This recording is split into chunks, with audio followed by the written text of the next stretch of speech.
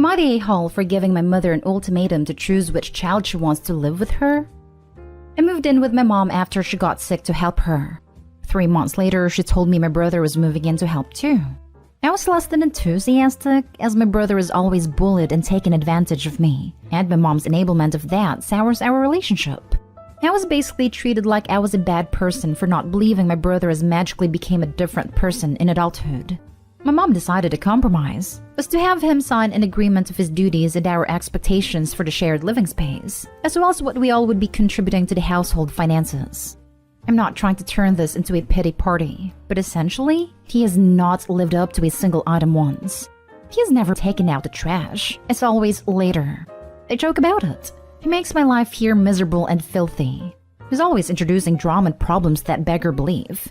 Well, I found out my mom has needed my financial help more lately because he hasn't contributed a single dollar toward food or utilities while driving both up, and she's been trying to cover up for him.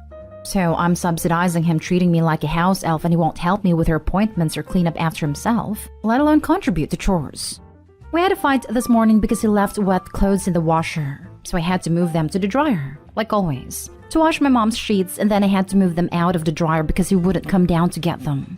He was upset I left them dumped back in his laundry basket, and said I should have folded them so they won't wrinkle. He never folds his clothes, and they're always wrinkled. He was demanding I iron his clothes, and my mom was trying to say she would do it for him, and I just lost it. But it was more like the straw that broke my back while they're trying to focus on it as a single overreaction. I've never hated anyone more in my life. He's the crappiest person I've ever known. So I told her it's him or me, that I'm moving out ASAP if she doesn't give him a deadline to move out. I said I'd still go to her appointments and stuff like that, but I won't live with her. My mom is hysterically upset and saying that he can't take care of her if she's sick at night, and she doesn't understand how I can be so cruel to ask her to choose between her children. But I feel like she already did a long time ago. I feel guilty to put her through this, but I also feel like this is not my fault, and I have to maintain my own sanity. I feel like crap, but I don't know what else to do.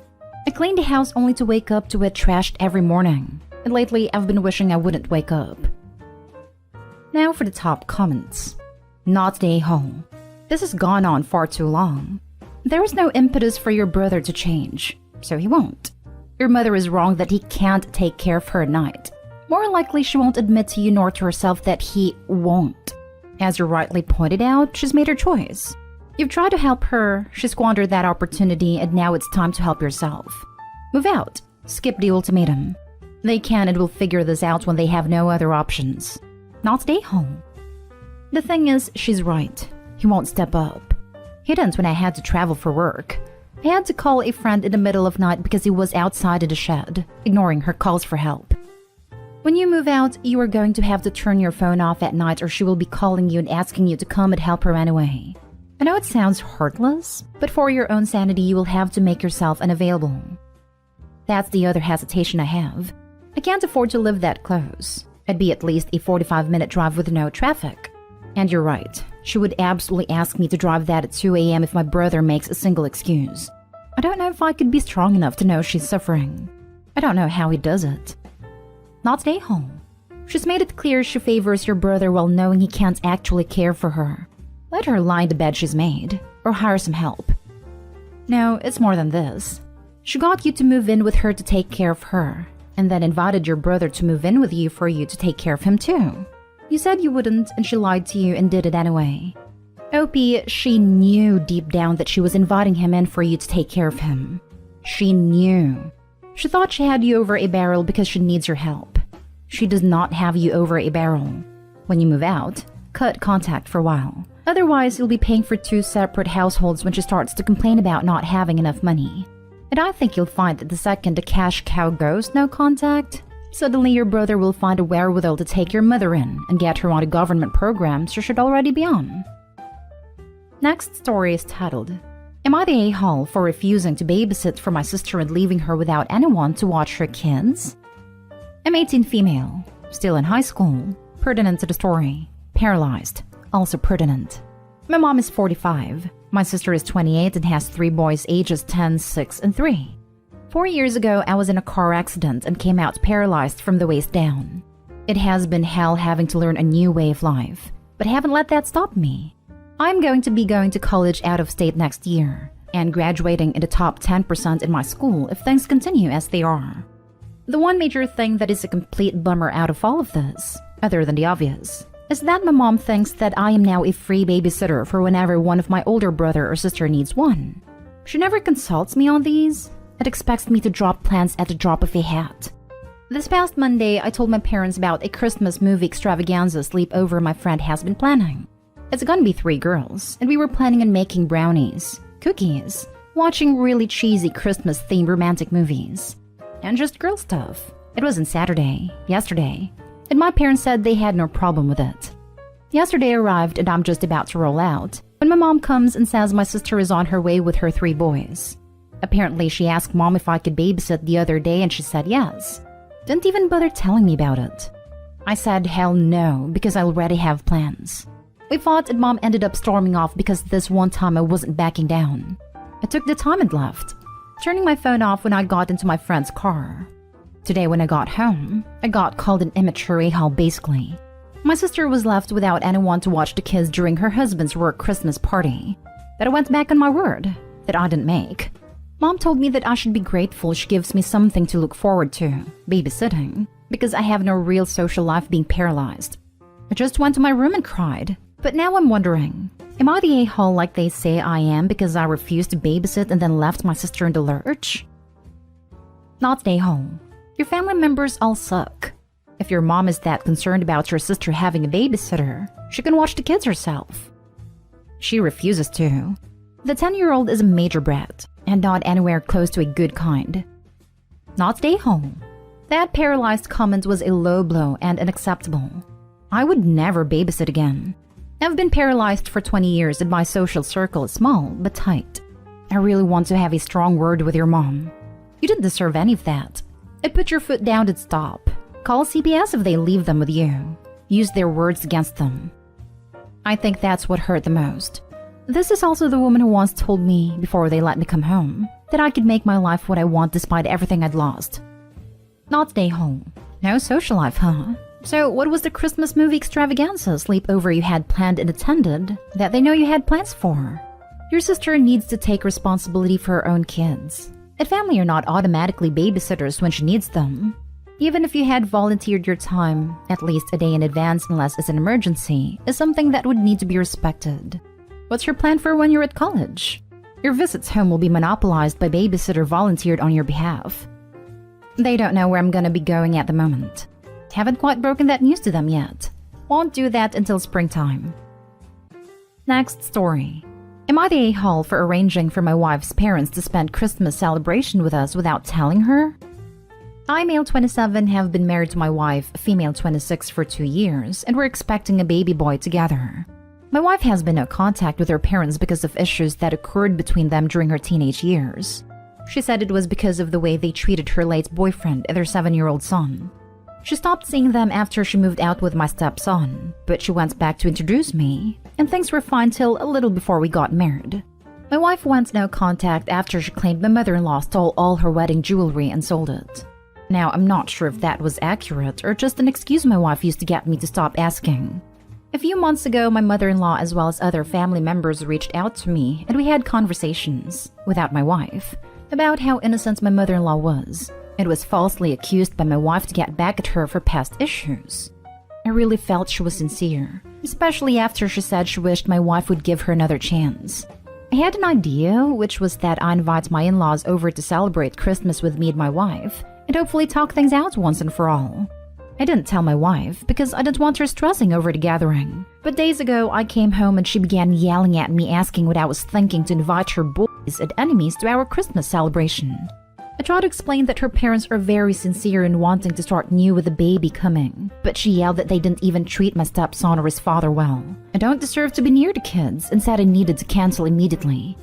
I suggested she calm down first and we'll talk, but she refused and packed her stuff and went to stay with a friend, repeatedly saying I disrespected her and ignored her decision when it came to her family. I spoke to her friend and said maybe my wife should let bygones be bygones, and that she might be dealing with stress and is lashing out for no reason. But her friend said I overstepped and it wasn't my business to try and fix whatever issue she has with her family. and told me to back down and cancel the invite since my wife said she won't be there. But I think she's holding on to grudges and being bitter instead of settling things down with her family.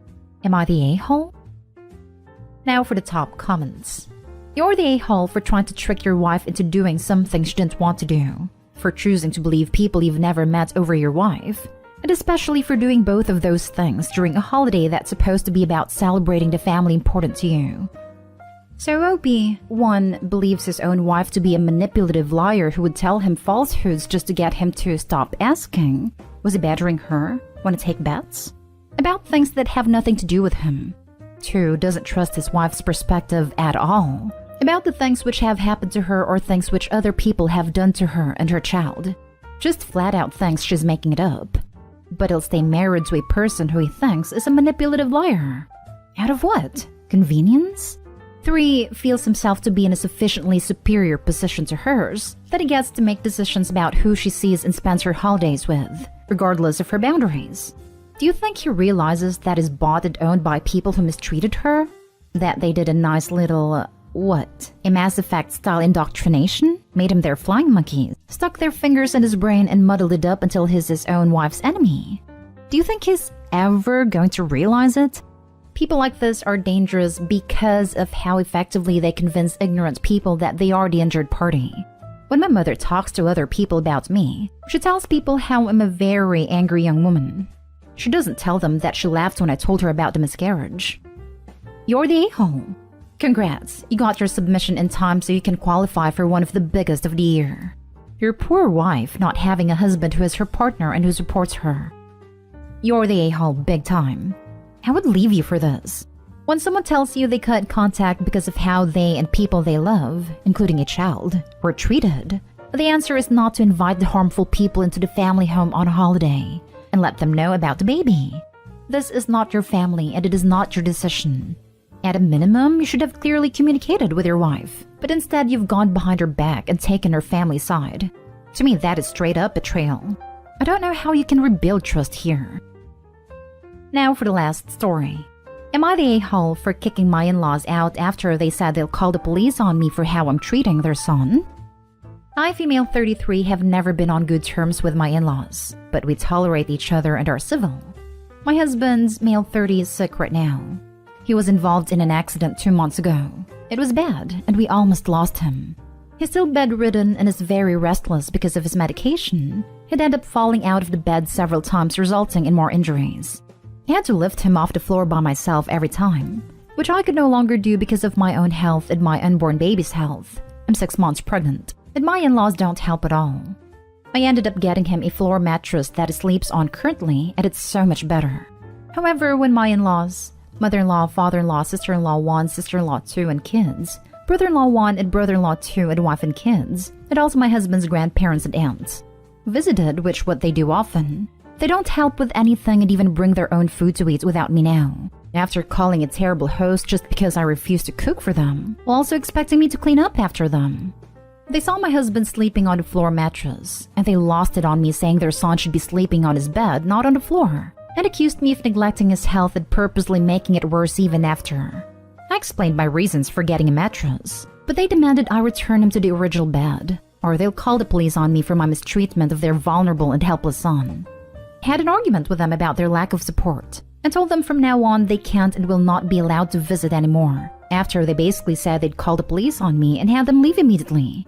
They mass blasted me online and on social media calling me out for 1, mistreating their son, and backed it with pictures my sister-in-law 2's daughter took of my husband sleeping on a floor mattress without asking first, and 2, banning them from visiting to see and check on their sick son, constantly expressing how concerned they are for him.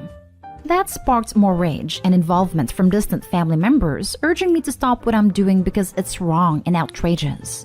I tried to tell my side of the events, but was told they can't consider the entire family liars since they all witnessed the same thing, and that is blatant neglect. I'm now required to apologize and let my in-laws back into the house, but I just can't take it anymore with how criticizing and demanding they are. Am I the a-hole? Info. What's your husband's opinion on all this? It would be pretty easy for him to set the record straight, no? Excellent question. Can he or can he not speak for himself? In all honesty, I doubt these a-holes would care. They're so self-centered that they think Opie should be hosting them when she's 6 months pregnant and taking care of her bedridden husband. They still have the audacity to come over and criticize her without doing anything to help.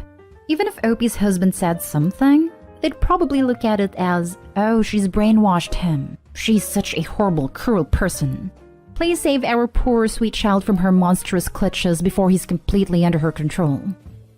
Not stay home. That said, it might have been a better strategy to call their bluff and get someone to ring the police. That wouldn't have ended well with them. It sounds like you were being harassed for doing the right thing by your husband. Wish I had some advice to give you. They suck. Anyway, good luck. If they have a problem with his care, why don't they pay for an in-home nurse or some support system, rather than leave it all up to his pregnant wife? Not stay home. However, don't respond to online posts/comments. Get your husband involved. Call a lawyer in case they try to sue you. Ask a health professional to offer suggestions. Being pregnant is not a disability, but sure it does put your body under stress. And lifting heavy or running around doing errands surely is not the medical advice for a 6 months pregnant woman. Lastly, do let them visit individually to avoid them suggesting you were prohibiting them from seeing their unwell family member. I think in some countries this is an actual crime. You've got nothing to fear, and if the police come, and you have already had a lawyer consultation, they will be able to tell you what to say to ensure the truth is not bended and used against you.